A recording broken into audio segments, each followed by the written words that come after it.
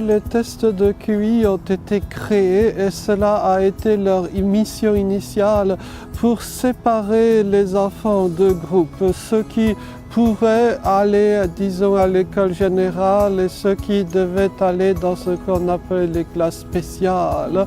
Donc en d'autres temps, pas de classe du tout. Il s'agit d'un critère linéaire avec un seul critère de classement qui ne correspond pas du tout à la pluralité des possibles.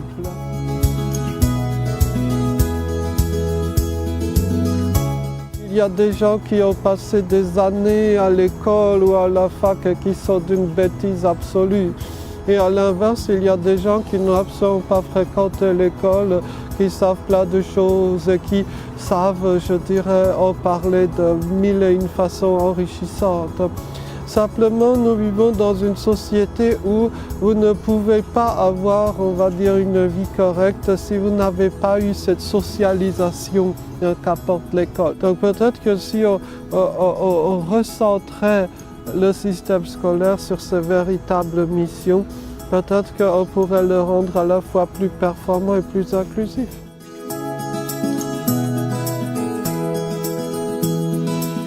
Les choses sont relativement simples.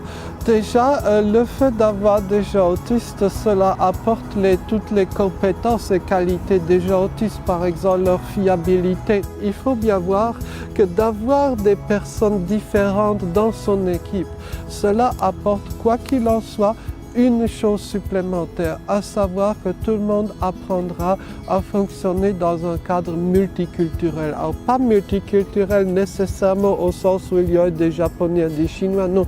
Multiculturel au sens des pluralités des possibles de l'existence humaine. Si vous avez un groupe où tout le monde fonctionne de la même façon, où tout le monde est identique à son voisin, quelle sera l'innovation? Il n'y aura aucune innovation, évidemment. Par contre, si vous avez des gens qui chacune pense d'une autre façon, là, il y a de bonnes chances, à mon avis, qu'il y ait des idées nouvelles.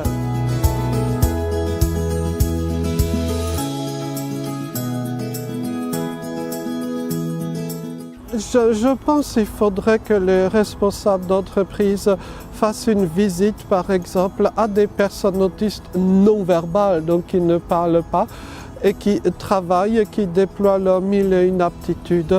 Un exemple qu'on aime bien citer en France depuis quelques années, c'est Andros, qui embauche des personnes autistes non verbales, à une exception près, et ils sont tous non verbaux. On est tous frappés, Monsieur Dufresne, le patron d'Andros, le premier et les autres aussi, par tout ce que ces personnes ont à nous apporter, apportent à une entreprise qui est une entreprise de droit général, ce n'est pas un ESAT. Voyez.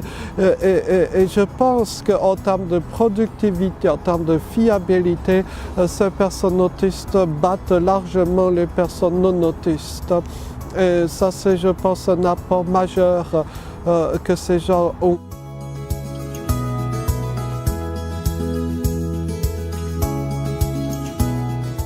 Il y a une dizaine d'années à peine, quand on faisait une soirée sur l'autisme, on était 3 ou 4.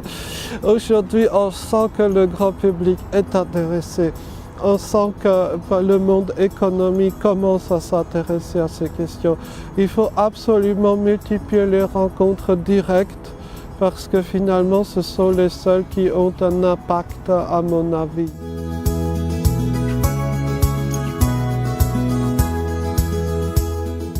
Je pense qu'une rencontre réussie, c'est une rencontre qui dure. Une embauche de gens réussie, c'est une embauche, je dirais, quasiment à vie. Pour cela, il faut notamment au début mettre en place un certain nombre de mesures. Il ne faut pas croire que l'embauche de gens, ça se passe en un claquement de doigts et en 5 minutes, on dit à la personne, bon, bah, tu fais comme tout le monde, ça y est, on t'a embauché, ne fais plus l'autiste. Il faut au moins le responsable direct de la personne autiste connaisse l'autisme. Il faut absolument qu'il soit sensibilisé. Il faut que le lieu de travail prenne en compte le profil sensoriel de la personne autiste. Il faut qu'il y ait un certain nombre d'adaptations, par exemple en termes d'horaire de travail, pas forcément des heures plus courts, mais modifiées pour éviter l'heure de pointe dans les transports.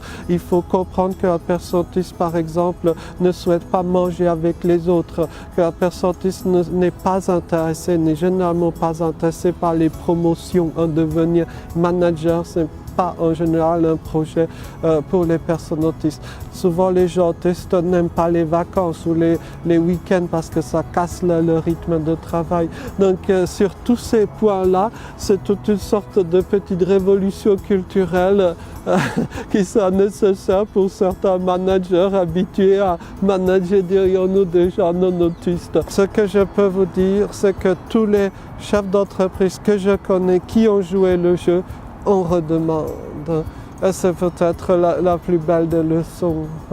Donc simplement, il y a une connaissance minimale à avoir et ce type de connaissances, ce savoir-faire peuvent se partager précisément, je crois, dans ces rencontres telles que celle du 1er juin.